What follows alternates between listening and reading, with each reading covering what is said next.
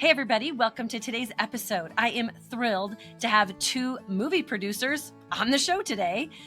They are making a documentary about wilderness therapy. So, Forest for the Trees, The Truth About Wilderness Therapy, is the name of the soon to be created documentary. It's an upcoming feature length documentary that explores the history, impact, and controversy of the outdoor behavioral health industry. With access to programs in Georgia and Utah, the film investigates success stories, tragedies, and public misconceptions, uncovering the complex forces shaping this powerful yet polarizing form of youth intervention. Currently, in its initial fundraising cycle, they're seeking tax-deductible donations as well as investments to help push the project forward. I, of course, am really thrilled and excited to talk with these guys and to hear their lived experiences. And I'm just super excited for you guys to hear this podcast. So enjoy. Hi, Mark and Vince. I am so excited to have you on the podcast today. Welcome. Thank you for having us. Yeah, thanks. We're so glad to be here. Awesome. Okay, so you have a project. It's a film about wilderness therapy, and we want to start talking about that. But I think it's so important for the audience to know why you're doing it and what drew you to it. So which one of you wants to start? You could tell us a little bit of your background a little bit. Yeah, Vince. I'll go ahead and start first. I found out about the entire field of outdoor behavioral health about a year ago through meeting Don McCord, who I believe was recently on your show. And I have my own unique background in like how I came to be in the addiction and substance abuse space in terms of making films. And when I talked to Don about her experience with her son Carson, it felt like the exactly right meeting at the right time of like who I needed to meet and the project that like was going to be my next big project. So a little bit of background about how I came to all of this is that I made a film last year called Sometimes I Imagine Your Funeral, and that film dives into what it's like to have a loved one battling addiction and to ultimately lose them. And it's based off of my relationship with my sister Lauren, who passed away of a fentanyl overdose in 2021. I wrote her a letter about 2 weeks before she died that was called Sometimes I Imagine Your Funeral. And I never ended up sending it to her. But basically, it encapsulated all of those feelings of guilt, anger, grief. You know, you're grieving for someone before they're gone. Yes, And you have yes. all of that helplessness and like all these emotions you have no idea what to do with. I put all of that into this letter. And I almost, but did not quite read it as her eulogy. I ended up reading something a little bit more hopeful that I had written about, you know, how I actually wanted to remember her. And so over the Yeah. course of grieving between 2021 and 2023, I converted that letter into a short film. And ultimately, since filming it and releasing it and putting it into the world, I've been able to do a lot of partnerships with local rehabilitation centers, health departments, nonprofits, schools. And we're going through the film festival circuit right now. And so when I met Dawn on the heels of filming this last summer, and she was telling me about what happened with Carson and how wilderness therapy saved his life, the biggest thought in my mind was, if only Lauren had known about this, what would have happened? Oh, yes, of course. Oh my goodness.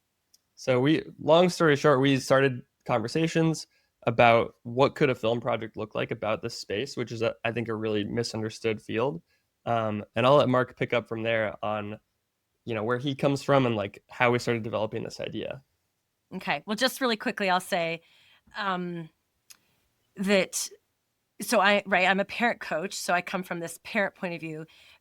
But my son's brothers, you know, went through such a different experience than he did, right, as his siblings.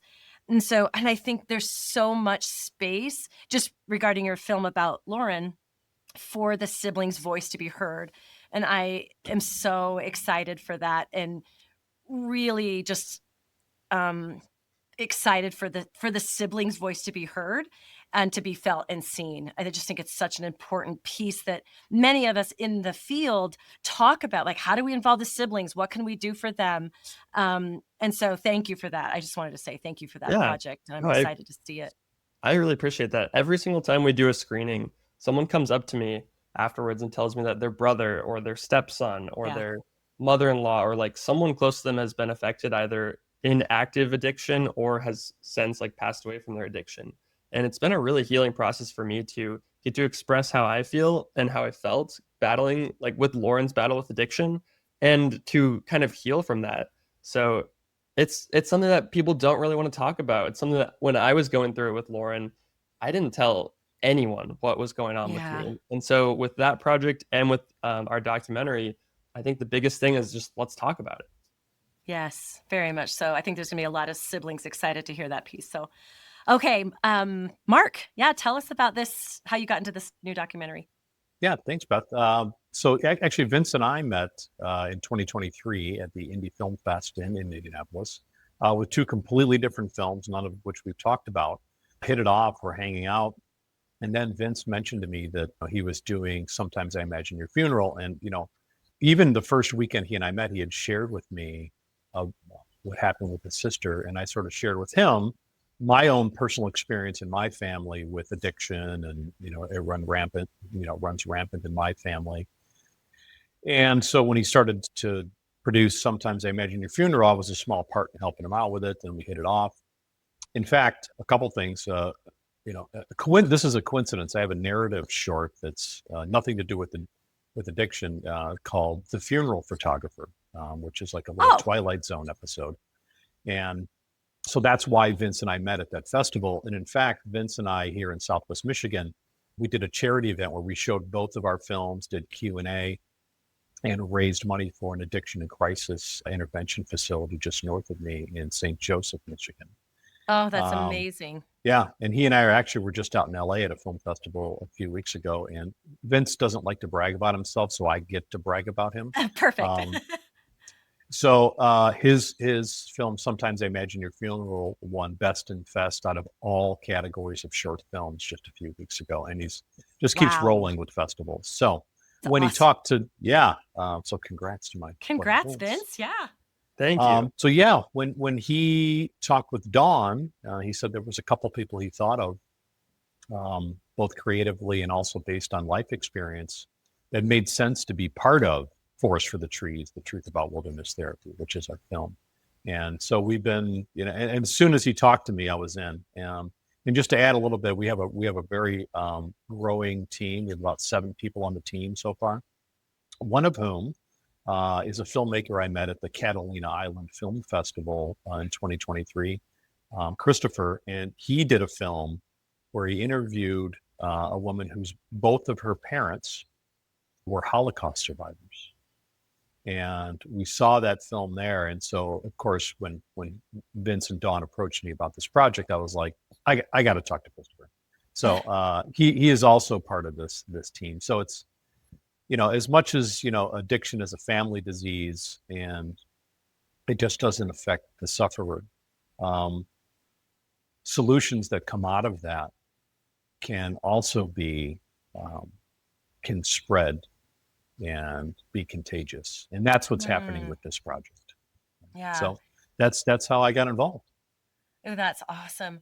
Well, I think everybody who listens to this podcast knows there's been a lot of negative press, I guess is what you call it, about wilderness. And so I'm personally thrilled that there's going to be a different take on it because you guys know that our family had a very positive experience with wilderness. And so it's interesting. I want to talk to you guys about the title, like Forest for the Trees, but you mentioned the truth about wilderness therapy. And I think, ooh, how daring that you, use the word truth in there. Truth is so subjective.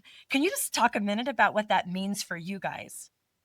One of the things that's fortunate, many things that's fortunate about this project is not a lot of people know that aren't, behind the scenes with filmmaking and or universal storytelling, that documentaries have the same, the well-told documentaries have the same story structure that a narrative piece does. The universal 3-act structure, narrative beats, and things like that. So one of the things I try to live by as a screenwriter and a filmmaker is that theme is a mirror, not a lesson.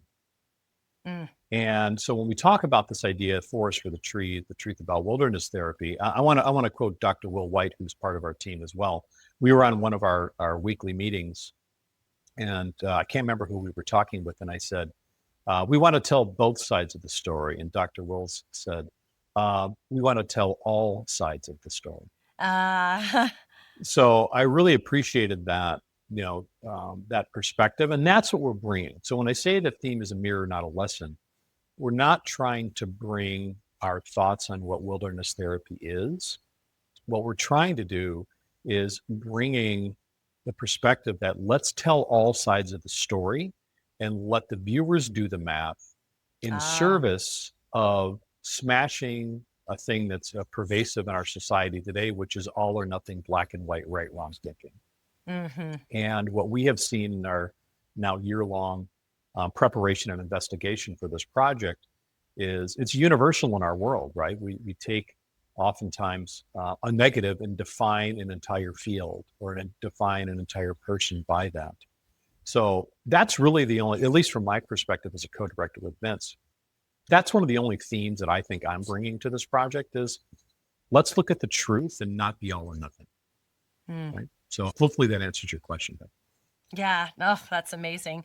It's so, yeah, brains tend to show up black and white first. It's kind of like the knee-jerk reaction. And it's like, oh, right. And I think my son would be the first to say, yeah, these things went well and these things didn't. And he's the one who had the experience, right? I had my own experience outside of that. So I love that. Vince, would you have anything to add? Yeah, absolutely. The funny thing for me is that if I ask any of my friends or family or anyone that I meet what they know about wilderness therapy, the two most common answers are one, I don't know what that is, and two, oh, is that the thing where they kidnap kids in the middle of the night and they abuse them and they try to like convert them into good people? And so I think like for a lot of people, their knee-jerk reaction could be to say, no, it's actually where they help people and it's where lives are changed and a lot of good is being done.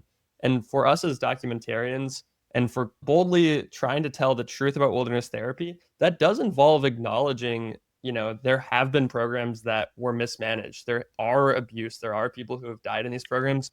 But the flip side of that too is that there's also people whose lives have been saved. And there's people that are completely in between. Right now, we're trying to select who our interview subjects will be and what types of stories we want to tell in this documentary. And the broad range we're discussing is okay, maybe there's someone whose life was saved and changed, and they made sustainable long-term progress and recovery. The second like positive outcome could have been that they had a good experience, their life was changed, but ultimately they did kind of revert back to their old ways. And maybe they didn't get complete long-term recovery or change, but it could have, given them a couple of years with their family where things were better than that crisis mode they were in before they went into the program. On the flip side of that, people who have had negative experiences that we want to talk about, the worst case is that, they were abused or they hated it. They had a horrible experience and there was no change and now they're estranged from their family. The other one is that they did get change or like they had a generally positive experience, but there was negative aspects to it. So, they hate that they were transported or they did make some change, but they won't talk to their parents anymore because that trust was completely broken. So that's the kind of broad spectrum of truth that we're trying to tell with this documentary is it's not black or white. There is no like 100% good. There's no 100% bad. The truth is somewhere in between. And so we really just want to tease out what are the things that we can all agree on? What are those universal truths that are associated with this field? Like going outside and being out in the wild is ultimately healing for us. So starting from there, we're going to build out and kind of explain what is this industry? How did it evolve? Where are the problems and pitfalls? Where is the industry going? And then also talk about those actual real stories. Oh my goodness. Just your approach alone feels so different than what's the negativeness that's been portrayed, right? Even just saying like, oh, we know that there's two sides to every story. It's like, oh, there's like a relief, I think that I feel because it's like you're not trying to go in and say, yeah, but this is all the things that it does well. I can really respect that approach. I just think that's well, the funny thing is that even just the term wilderness therapy has so many different definitions. And so within, you could gather a group of professionals in the outdoor behavioral therapy field, and they all have their own different definition of what it is. So that's even a part of it too, that it is a spectrum where, some programs are those primitive skills. You're going out, you're making fire every night, you're camping. At times you might be foraging for some snacks, stuff like that. And then other programs, you're living indoors, you're going outside for hikes and special like nature moments. So that's a part of it too, that you can't classify this broad field with one definition. Mm. Yeah, I enjoyed your sort of like fresh take when you mentioned that to, I guess, newcomers of what wilderness therapy is, and that what you've been hearing. When we were first introduced it, because our son was struggling, my first thought was, we already do backpacking trips. Like, I've already taken him on a backpacking trip. It was great, but it was 3 days or whatever. And they're like, no, that's not the same. So it's just, and in my mind, right, I had something completely a different idea as well. Yeah, and to piggyback off of what Vince just shared, when we were at the annual symposium out in Salt Lake City, I love things that are distilled down to simple phrases. And somebody said that it's not therapy in the wilderness; it's wilderness therapy. and what he meant by that, because he expanded upon it, I can't remember who we were talking to, but it's the being outside that's the therapy. It's not like we're going to put you outside and have this sort of set process that you go through. It's really about connecting with nature in a responsible way. But there's other sides to it too. Like Vince said, it's not going to work for everybody. A good metaphor that I've talked to people about too are standard treatment centers for alcohol and drug addiction. There's a common misconception in the world that that's a silver bullet solution. And I cannot tell you how many times I've heard over the years people go, well, he went through treatment for 28 days and it didn't work. Well, no, it's a beginning. And that's another thing that we have talked a lot about on our development team, is that and again, as I think you remember, Beth, I'm a certified leadership coach, a business consultant, communication trainer as a day job. And one of the terms we use is a limiting belief. Mm-hmm. And the limiting belief is, this is the worst thing that's ever happened to me. My child is going through this. They came out of the treatment center, and why aren't they better? Yeah, well, every time. It's creating a beginning. They must co-create their own solution. And that's what we're finding with the healthy programs that we've talked to so far, is they understand that, which is, and to sort of segue it back to you, it's why you do what you do. It's ongoing. It's what do you do with that beginning is one of the things that I'm learning and working. Yeah. It's interesting. I hear that very often. Our kiddo just went to wilderness, and then maybe even, a 9-year length residential or something. And then the kid, still goes back to the same, whatever. And it's like, it's so hard to, you can say it all day long, but it's hard to convince people that's part of the journey. That is part of the journey, is just trying to figure out now, what's next. And before we sent our son to wilderness, or before he went, a therapist also tried to tell us it's a springboard, is what she said, which was very fair and true. But I wasn't in the space to hear it because it's expensive. That is probably true. And that was in my book. It was expensive. And I was like, well, we only got one shot for this, is how I felt. And so I even though she told me not to put all my eggs in the same basket, I did, because it felt like that's all I had. And of course, that's not what happened. It didn't just it wasn't a magic pill or a silver bullet. And so it's interesting that experiential experience of actually feeling into, that's what they meant by it's not a cure-all. That's what they meant. I feel like I almost had to live through it in order to comprehend, you're right. It is a springboard. It's not a one-time solution. As coaches, I think we could say that all day long. And I have some parents who will listen, and many parents don't, and I get it, because I couldn't hear it either. I'll just throw that out there.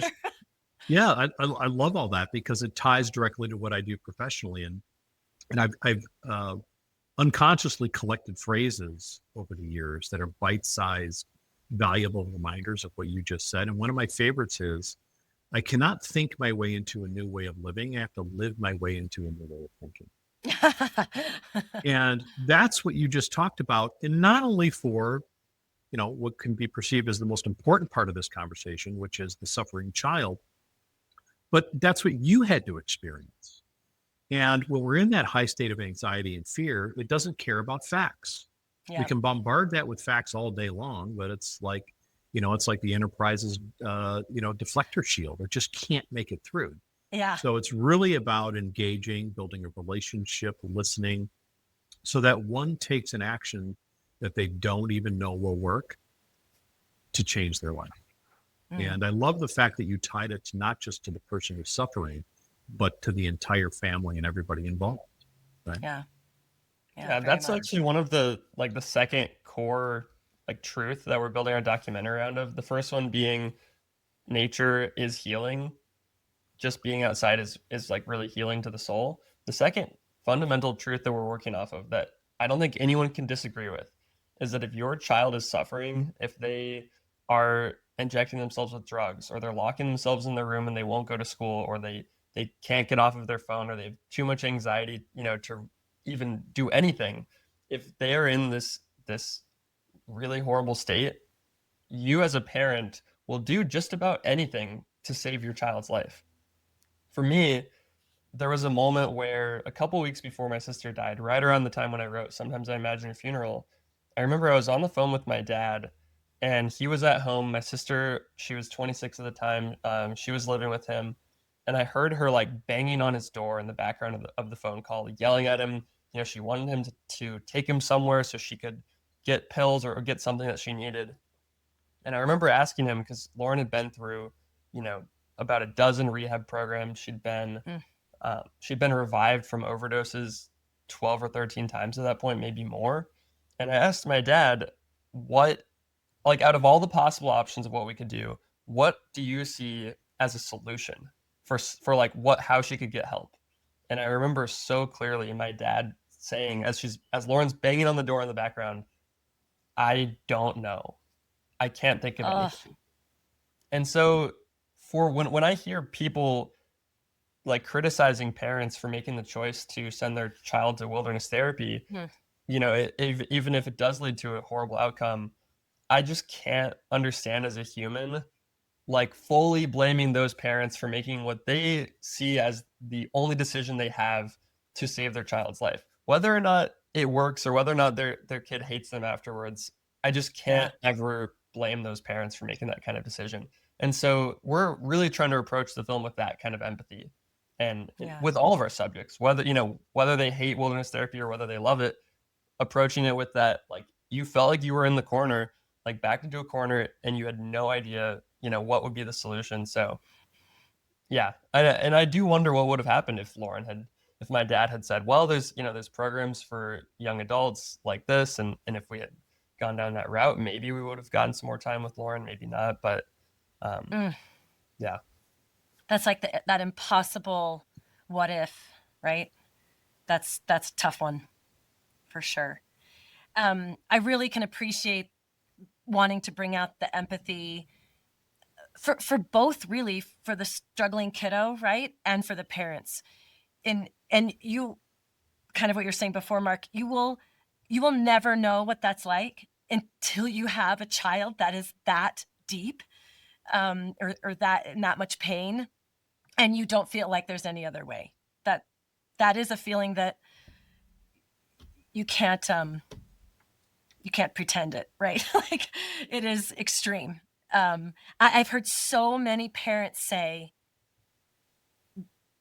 and I remember saying this too, I would give up my appendages. I would sacrifice myself. A parent, I would say most parents, not all parents, right? But I think most parents, a high percentage of most parents, would do anything if they knew what to do. They would have done anything. And that's where we were. And every parent I talked to, it's like we had no other choice, kind of a thing. And just when you're speaking about your dad, I just can really feel for him. And it's so interesting, right? We found out we happened to have the courage to call a friend of my husband's, and he happened to, have worked in the field. And otherwise, I don't know if we would have heard about it. And people are like, you live in Utah and there's 1 billion. And I'm like, and we didn't know. And so it's just so interesting. Yeah. So is that do you feel like one of your goals, Vince? I think I can hear that. It's like, we want people to know there are other options. We want them to know that if you take it or not, that's fine, but please at least know about this. Yeah, that's exactly it. It is like spreading awareness that, like, yeah, whether it is one of those primitive skills programs or it's just a program that happens to like send their students outside, it's just another tool in your tool belt to know about and to like see as an option. And I think also just to kind of break up some of the stigma that surrounds it, just through showing like real human stories that of people who have gone down this road and why they did that. And so, yeah, like part of our intended audience is parents and families who were like me and my dad, had no idea what to do. We're not trying to be, an advertisement or like a piece of propaganda by any means, but like part of our goal is just spreading awareness of, this is a field that has been around for a long time. There's programs that are closing down now, but like the idea of doing therapy out in the wilderness is an idea that's going to stick around for a long time. And there's no expiration date on, vitamin D and like healing, Yeah. the healing power of nature and disconnecting from all the things that keep us overly connected Yeah. to our world, like social media and our phones. So that like valuable like takeaway is something we're really thinking about and focusing on as we make this film. Yeah. It's interesting because I feel like it's been around since the age of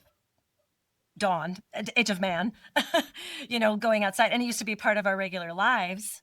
I coached some grandparents a few years ago, and I was talking to the grandpa about expressing his feelings, and he said, "I just go chop wood." And I was like, "Oh, that's it.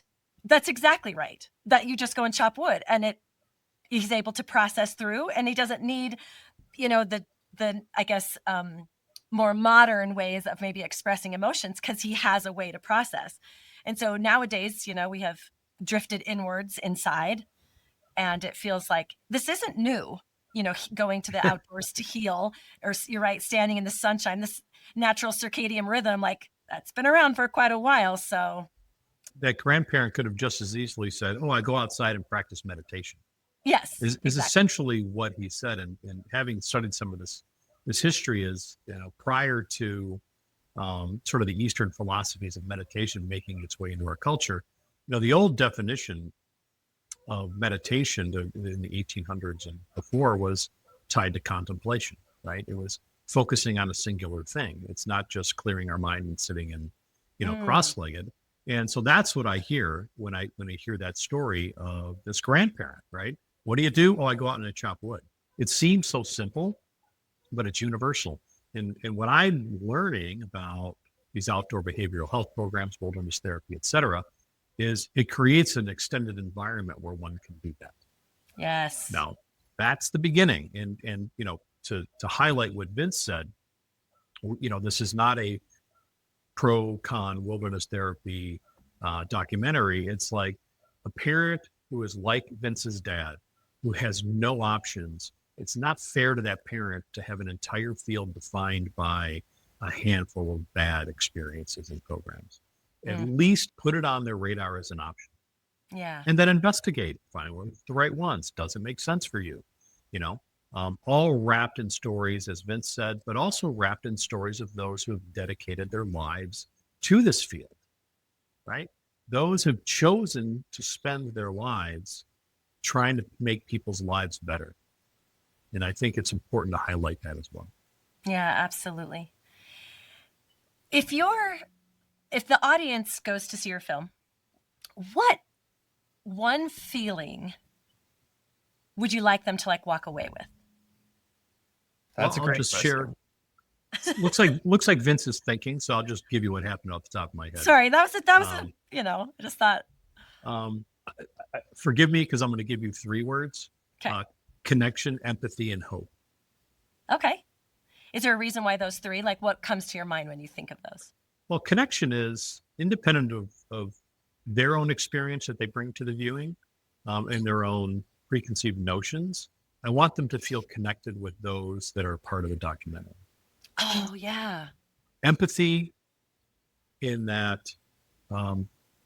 again, not thinking of opinions or judgment, but feeling the lives of people who have the good experiences, bad experience, and then hope. Hope meaning there is something beyond all or nothing black and white thinking. There's hope for humanity that a group of people, let's call it what it is. I mean, it's documentary. We're not doing this to make money. They don't make money. Why did this group of people choose to dedicate what will be perhaps years of their life to make this documentary? Yeah. Right. So that's my just first thought to your question. And I did that also to bide time for Vince so he could think of his answer. That's tell how much we good like co-pilot right there. Yeah. Go ahead, my hope for audiences is that they come away with understanding. I think that's the biggest thing for me. And that means an understanding of what is the landscape of mental health in young people today. Like for me, when I learned the staggering statistics of how much like certain mental health disorders have been on the rise, anxiety, depression, suicide ideation, everything like that, that helps paint a picture for me as to why there needs to be solutions or like possible avenues for people to heal. The second thing we want people to understand is what is wilderness therapy. We want to take a historical approach to talking about how the field evolved, where it's going, and what are the types of different programs that exist within it. We want people to also understand exactly how these programs work. And so that means that we want to follow one or two students as they go through their wilderness therapy journey, checking in with them, before they go into their program, a couple days in, 2 or 3 different more times during their program, and then a year or 6 months out after their program to see what it actually felt like for them to go through this experience. And then the other component of that understanding is the parent perspective and the family and alumni perspective that we talked about earlier, of why would someone send their kid to one of these programs knowing that there's every possibility that their kid will end up hating them, for whatever reason, or that it won't work, quote unquote, work for their kid. So that's the biggest thing that we want people to take away. And then getting into the meta of this podcast, I hope that everyone here listening to us comes out of this podcast with an understanding of what our film is. So that way everyone can tell their friends, tell their family, or anyone they know, what is Forest for the Trees, the truth about wilderness therapy, and what are we actually trying to do with it? Yeah. Oh, thank you both. It does, what I hope, I'm going to answer my own question too. What I hope for parents mostly, because that's just my perspective, is there is so much fear and there's so much judgment because we just beat ourselves up as parents of like, I guess I'm not doing a good enough job, so I've got to send my kid away. It's very, very hard. And there's so much shame and embarrassment and judgment. And I think if I had known more, because I just crossed my fingers and closed my eyes kind of a thing and leapt.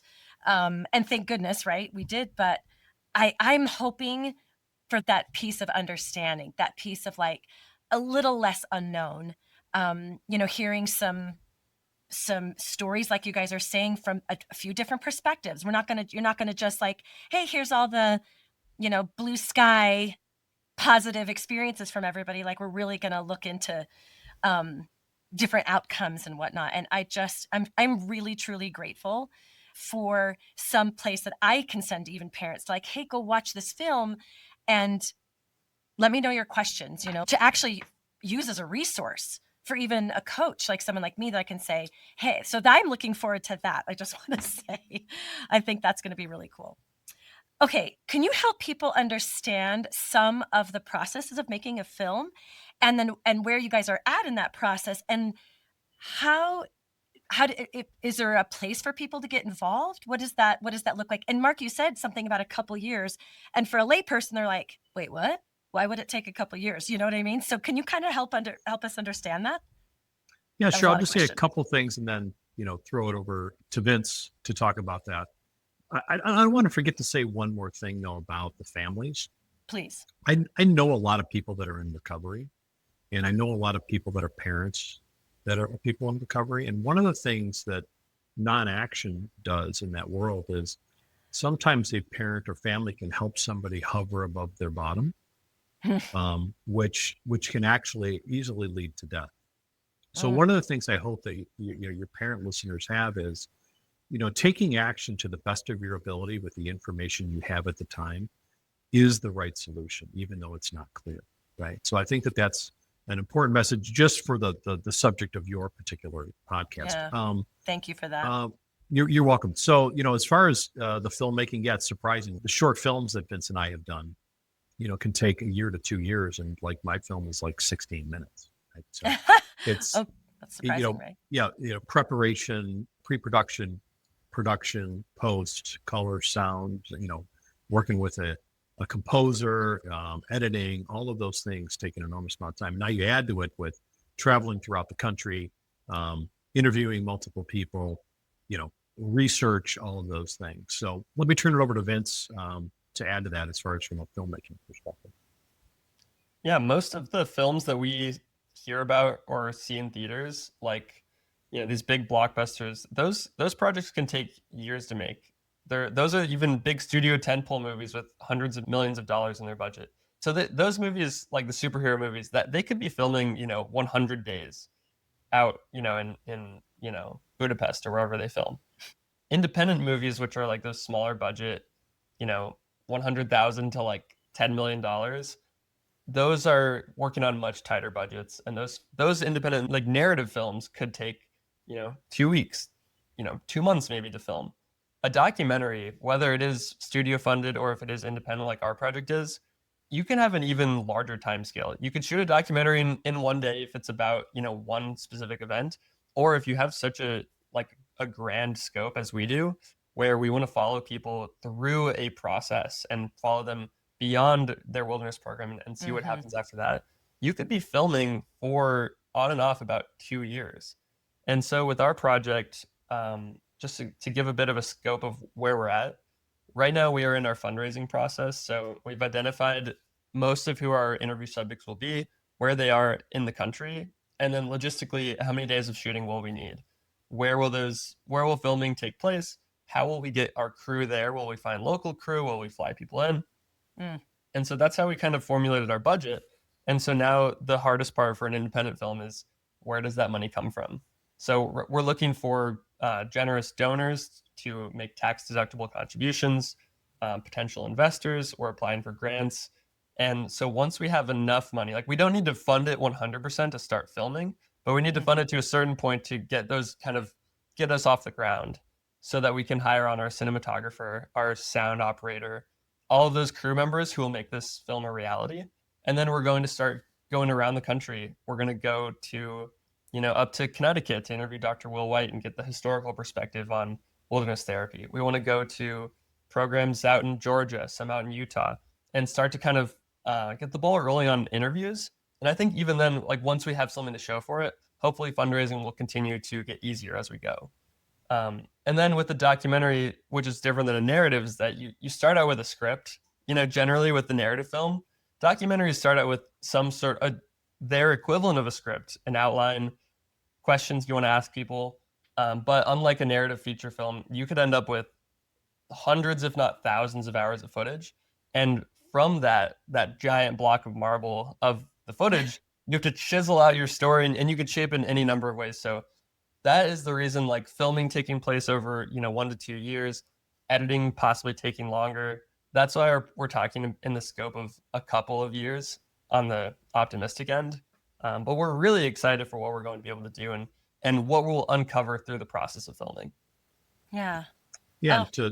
To piggyback off of that, the good news for your listeners and people, they can go to wildernessdocumentary.com. Not only to see, we've already done one set of interviews with Dawn and her husband about their son, Carson. So we have a little trailer there where you can just get a bite-sized feel for the professional level of filmmaking that we're going to bring to this project, and also the storytelling. Also there, anyone can go ahead and sign up for our monthly newsletter to, keep on top of the progress, what we're doing. We're going to be releasing little snippets of things over time. So it won't be that everybody that's following the project will have to wait till the end. You're going to be able to experience some story while we're making the film, which is nice. And as Vince pointed out, also there'll be information on there, how people can support the project financially and otherwise. Great. And everybody will have that on the show notes, so you don't have to remember that. What I love, thank you both for sharing that. I think it's pretty interesting, like just a little bit about the film, how to make a documentary and whatnot. But I love what you said just a little bit ago. Both of you, I believe, said like we're trying to help families have more options. We want to spread the word of just here's just possibly one more thing that might be right for this family. So I am so grateful and just appreciative. And I feel like it's in good hands. I know that I don't want to sound pretentious, but I love and I can appreciate so much that you guys both come from a lived experience, because that's what I come from.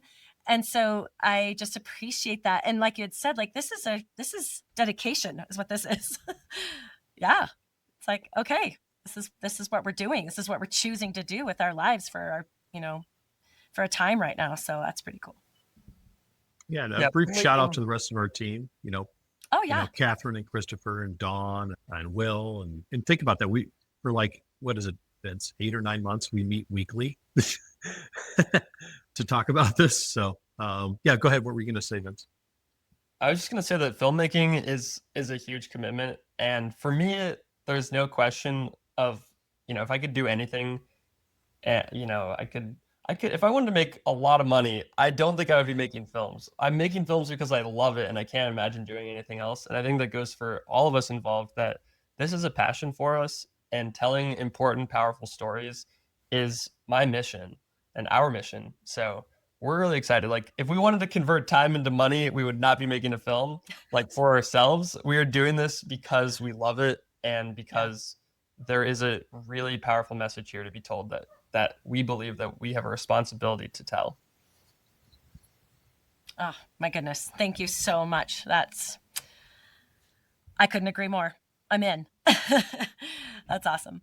Okay. Is there any last thoughts or comments you guys, either of you, would like to add? Thank you. We've been looking forward to spending this time with you today and sharing our story and how it meshes with your story and what you're doing out there to change the world. And so we really appreciate, the in-depth discussion about this project that, as Vince said, we're doing it because we love it. And it's an important story to tell. So thank you. Yeah. Thank you both so much. It just one more thing. I thought I started on this journey just because I had felt so alone.